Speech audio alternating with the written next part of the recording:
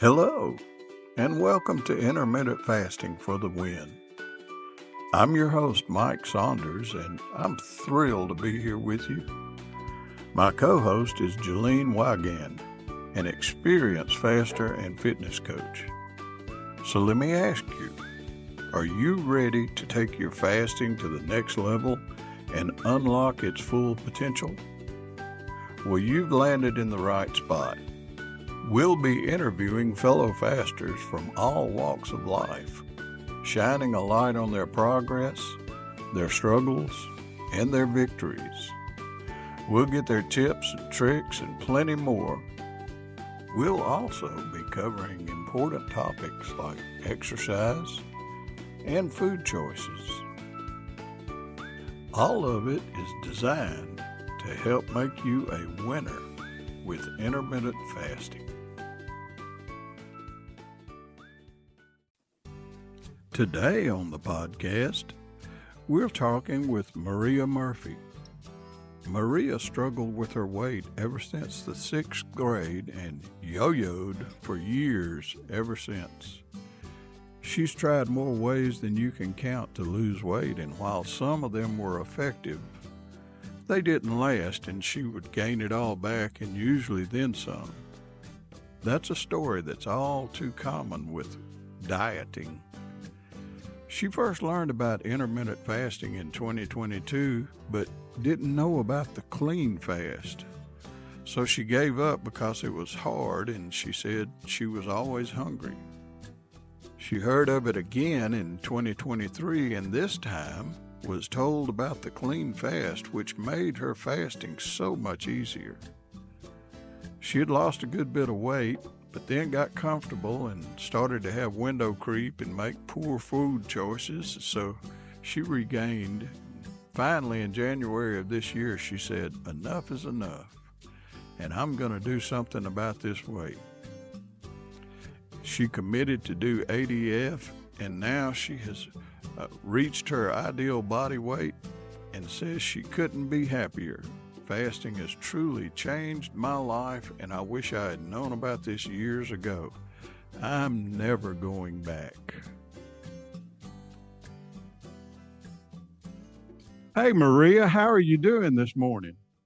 I'm doing wonderful. Thanks for having me on today, Mike. Oh, listen, it's an immense pleasure, and I can't wait for the people to hear your story. I've already read through it that you emailed to me, and I'm excited to hear you tell it myself, and I know they will be too. So why don't you just go ahead and tell us about your journey? Okay. So basically my weight loss journey started way back when I was only in 6th grade. That was the first time in my life that I had gained extra weight, like during puberty. And I realized that I looked different from my friends, and it made me feel pretty self-conscious, because none of my other friends had really gained any weight, and I couldn't figure out why I had. So the first method of losing weight that I tried was riding my mom's stationary bike for about 45 minutes every evening. And that did help me get the weight off, but by high school, I had put it all back on and then some. At that point, I tried cutting calories to a really low range of about 800 to 1,000 calories. I was just desperate, and like my friends had started counting calories by then, so I thought I would too. And once Maria, again, yes. Maria, cutting calories just really sucks, don't it? Oh, it's horrible. I used to It have one of is. those. Yeah, I had one of, I didn't want to interrupt you there, but I know so many people out there have tried cutting the calories, and I know how hard it is and how bad it just. So go ahead with your story. I just had to say something there. yeah, I was just gonna say too, you reminded me that I had one of those like dictionary, huge calorie counting books for every possible food there was. And I used to study that like crazy, and it was awful. So again, I lost the weight by cutting the calories, but by the time I was a freshman in college, I decided to eat and drink whatever I felt like, cafeteria food, late night snacks, all of that. And I ended up not only gaining the freshman 15, I gained the freshman 50. So Oh, then, yeah, it was really bad. I came home from school. My parents were like, "What happened to you?" So, sophomore year, I joined the women's rowing team. It was a team you didn't have to try out. You could just be a walk-on. So I thought that was going to be my way of forcing myself to exercise again because it had worked in the past. Um, so I ended up settling out at a healthy weight for a few years. And I got married shortly after college. And I remember at my wedding being 132 pounds. Now I'm 5'4", so that was a healthy weight for me. But I remember feeling disappointed that I wasn't at 130 because that was my current goal. But on my wedding day, my dress was a size 6 and I felt amazing. And from there, we decided to start our family pretty quickly. And after becoming pregnant, I took that attitude again, like I had in college, of like I could eat whatever I want, and I'm eating for two. It was just literally another free for all. So I gained 50 pounds with my first pregnancy and never lost all of my baby weight. Um, I delivered it about 200 pounds, and we decided to try for our second baby when I was only 180 pounds because I felt like it was impossible to get back to 150, which is what I was when we got pregnant the first time. So, sure enough, I got pregnant again quickly. I gained about 45 pounds and delivered at 225. And the scale settled out at about 210 pounds, but then it just would not budge. And I figured, well, I just had babies. This is how my body's going to be. I just kind of gave up at that point.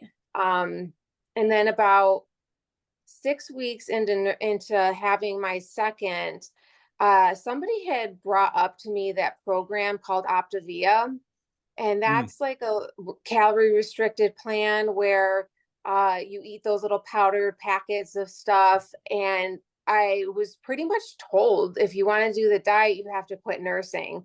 So I did to do the diet because I was so desperate to lose weight. And that was one of the biggest regrets that I've ever may have in my life. Um, so it was basically just significant calorie restriction again. And I did lose some of the weight, but the actual, like quotes, foods were absolutely, they were gross and I just couldn't keep up with it.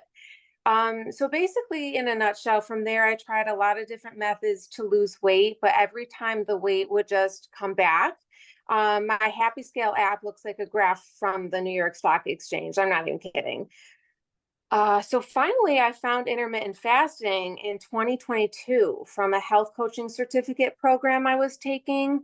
The only reason I was taking that program was because I thought if I could actually learn how the right way is to lose weight and keep it off from a program like that, um, then it would help me. And um, and I found it I in that program they never actually talked about the clean fast. So when I began fasting that time, it was so hard. I was white knuckling it every day. I was starving, but I was also drinking coffee with cream throughout the day. I had diet sodas throughout the day, and obviously that's probably why. So fast forward to September of 2023, I was in a Facebook group, and somebody had mentioned Jen Stevens and to read her book, Fast Feast Repeat. So I immediately listened to that on Audible. I found it really engaging, and I proceeded to read the rest of her books. And then that led me to discover her podcast, which just had me find Graham Curry's podcast and his book and The Fasting Highway. So I ended up having my weight go from 186 to 153, and I was super excited because it was working. I was predominantly doing a 20 and 4 or OMAD way of eating. And then what happened was is I felt like, oh, I lost the weight. I'm comfortable. I kind of got cocky and put my head in the sand and figured that I could just kind of, a window crept in. I started like choosing maybe not the greatest foods and had some stress in my life and was emotional eating. So I regained back up to 177 by December of 24. And that brings us to January of this year when we went on a vacation and I came home and I was 182 pounds. I couldn't even believe it. I was 4 pounds less than what I was when I first started. And I thought, how did I gain all this back? Like I was just mortified and disappointed in myself because I had already lost all that weight and then it was back. So what I did was just kind of accept that fact. And I had recalled all the tools that I could pull out of my toolbox. And I knew that I just had to focus and be truly honest with myself. So that's when I decided to start an accountability journal, like just a hard copy paper journal. And my theory was if I wrote down everything that I ate and what time I ate, I would be able to take that to my doctor and be like, see, this is what I'm doing. Why aren't I losing weight? And like immediately I discovered that, oh, I'm not eating the best foods. And oh, okay, well, I should try to focus more on food quality again, like I used to. Um, so and the other thing I decided to do in January was commit to ADF. I had dabbled with that a little bit during my first fasting go around, and that did work. Um, so I'm like, you know what? I'm going to do ADF, but I want to promise myself a year of ADF. So I wrote a quick promise to myself letter that I know Graham talks about, a commitment letter. And literally since January, the end of January, I have lost 45 pounds and officially hit my goal weight since after getting married back in 2012, which was I would weighed in at 135. Actually, today I was 133.6. So basically ADF and fasting in general has not only changed my life, but I truly believe that it helped save it. I was going in such a wrong direction. And I feel like finishing out the year following the ADF protocol and see where it takes me will eventually become my maintenance plan. But I also know that I haven't quite reached my goal body yet. Like I can still tell like where there's excess fat that I can easily stand to lose. So I don't have a goal number anymore. I just know that I want to like have a body that I can reduce my fat percentage. Well, And basically, that's good. In my book, I talk about that ideal body weight, mhm, and as we age, that changes. right. Yeah, I'm almost 40, so I feel like it's funny, I joke with myself that by the time I get to where I want to be, menopause is going to set in. I'll have a whole nother challenge. But But basically, you'll have the tools to get through that challenge, and you'll yes. know what to do. Right. Yeah, that's something I firmly believe in. So, um, I mean, I feel better now. I'm 37 and I feel 10 times better than when I did when I was in my 20s. So let me ask you, uh, how are your energy levels? To be honest, they've completely skyrocketed.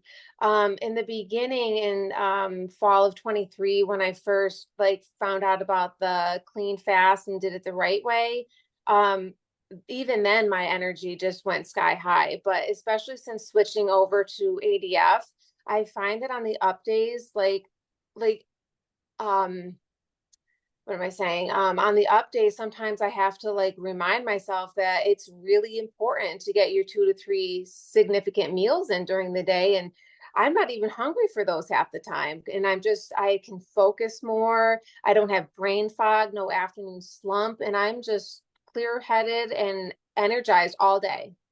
That's just like I came from the gym, straight from the gym, came home, let the chickens out and fed the chickens, and now here I am, and I haven't had a thing to eat since yesterday. So, and my energy level, the guys at the gym, they say, I don't know how you do it. And I tell them, I don't know how you eat that big breakfast and then come in here like you're going to work it off or something. I said, you need to try it my way one time. Oh, no, I can't do that. But, it's true. When you're fasting, you have abundant energy. Hmm. Yeah, and just to know off of what you said, in February, the end of February, or actually I think it was March 1st. It doesn't matter.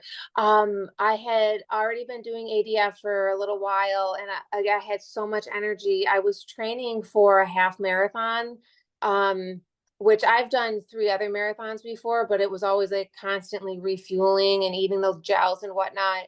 And I had trained the whole time in the fasted state. So I thought, I'm not going to change anything on race day. And I ran the whole half marathon, which is 13.1 miles, totally fasted. And I got a PR for it. And I truly believe it was the fasting and just grabbing energy from the stored fat through ketosis. Yes. Well, let's talk about your non-scale victories. Tell me about what's your favorite non-scale victory? My favorite one, and this is also a really unexpected one that I had no idea was going to happen. Don't you Um, don't you love the unexpected ones? Yeah, for sure. It's my skin. Like now it is soft and it's clear. I used my whole life, like ever since puberty, I would suffer from really terrible acne. And then as I got older, it really kind of just focused around my jawline in like a hormonal cyclical way, but it would have nasty, just sick, cystic acne. And a few months into intermittent fasting, it just completely disappeared. And now I find that with the acne gone, my skin is cleared up, like, and now it's soft and smooth. It's not red anymore. Did you But did you have any skin tags? I never had any of those, but I did have a pretty severe scar on my right forearm from an accident. And it was one of those, like, I had to get stitches, and it was like a thick ropey scar and red and everything. And now it's skin color and you can barely even see it's there. Yeah, my scar from my knee replacement surgery is almost. I mean, you really have to look to see it, and Hmm. that's a huge scar. Yeah, for sure. Well, And then, oh, I was just gonna say, do the rest of mine. I have kind of I don't have a ton, but some big ones are my blood pressure is way down. I was borderline hypertensive, and now it's like around 100 over like 70. oh, that's My again, good. yeah, and I'm on no medication for that. My energy again is through the roof. My sleep actually improved phenomenally. I have zero food noise or cravings anymore for junk or ultra processed foods. I feel free from that constant hunger and the feeling like I absolutely like have to have a snack and get hangry, or the world's gonna end. Another one is I never used to be able to paint my own toenails, and now I can do that. So, and I can bend over and tie my shoes. Um, I don't feel embarrassed by my body anymore.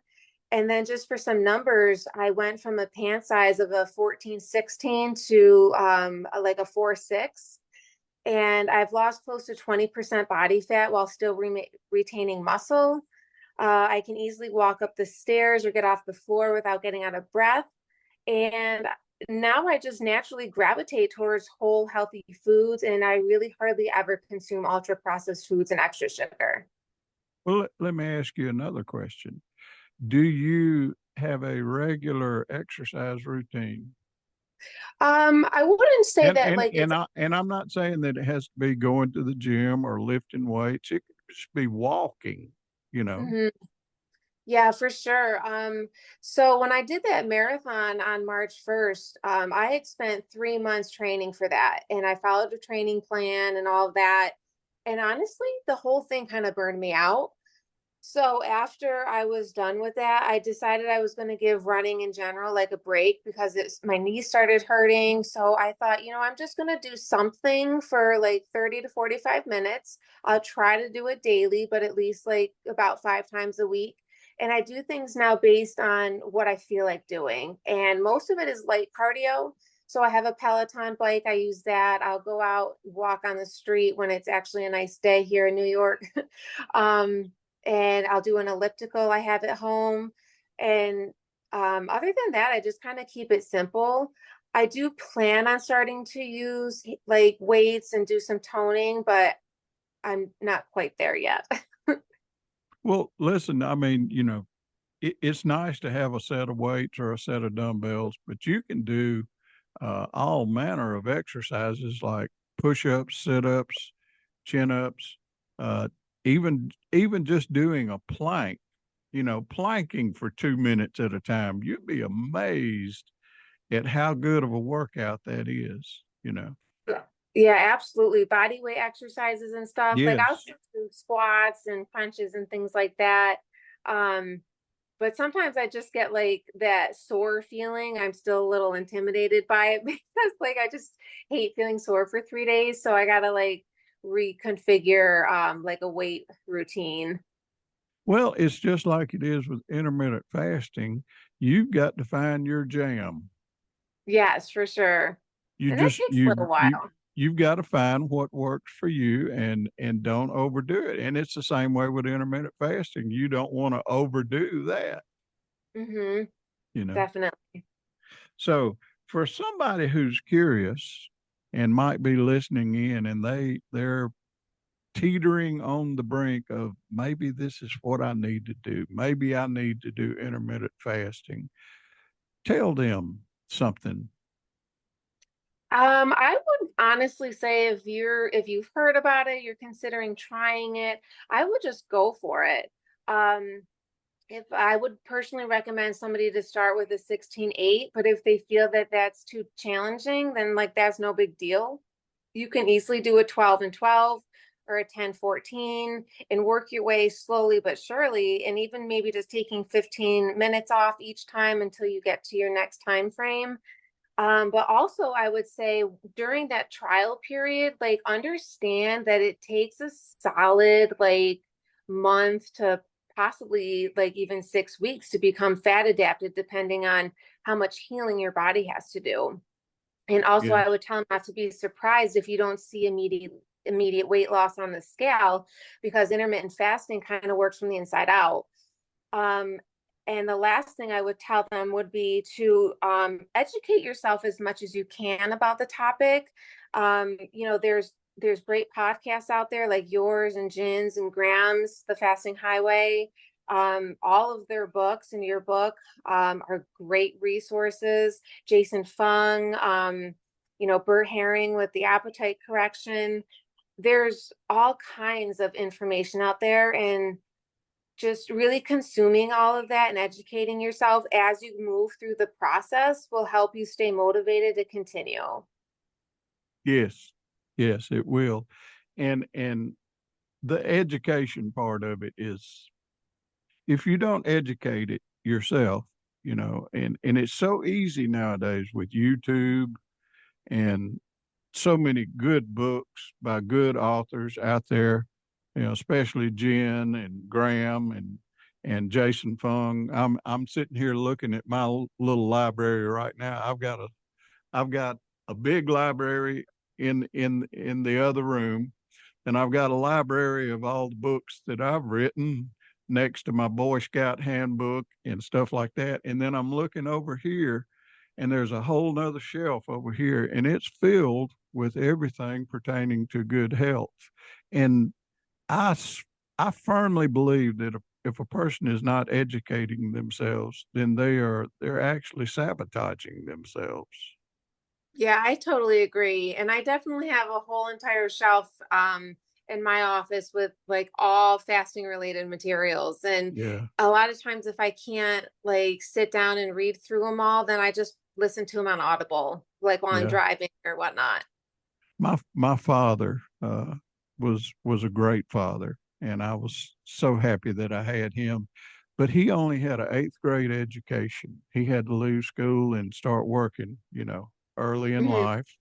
And he went through the Navy and was a CB, and he did all of these things with an eighth grade education. And when he died, my mama had to cancel 14 subscriptions to different magazines and periodicals because he was ravenous when it came to education and self Mhm. education. And I never will forget one day he told me this statement, and it has stuck with me the rest of my life, and it will always stick with me. And he said, "Son, if you're not learning something, you might as well be dead. Yeah, that's a spot on accurate Oh, phrase. yeah, it is. It is. Listen, I have just been blessed by this today. Your story is just so wonderful, and your encouragement to everybody else, and the way you encourage people on the groups and stuff, it's just absolutely wonderful. And I have enjoyed this conversation today. Yes, thank you so much for having me. This has been an outstanding conversation. Oh yeah, yeah, yeah. It's becoming one of my favorites, and I haven't even gone to the editing stage yet. So until next time, tell everybody goodbye. All right, goodbye, everybody. And thanks, Mike, so much for having me. Absolutely. If you need more information on fasting and want to join a group of people who embrace this lifestyle, let us recommend that you go to Facebook and search for Intermittent Fasting for the Win, and also search for Clean Fasting Jolene. Either of these groups will help you along the way. We also recommend that you read Jen Stevens' books, Delay, Don't Deny, and Fast, Feast, Repeat. Both of these books will give you valuable information to help you in your intermittent fasting journey.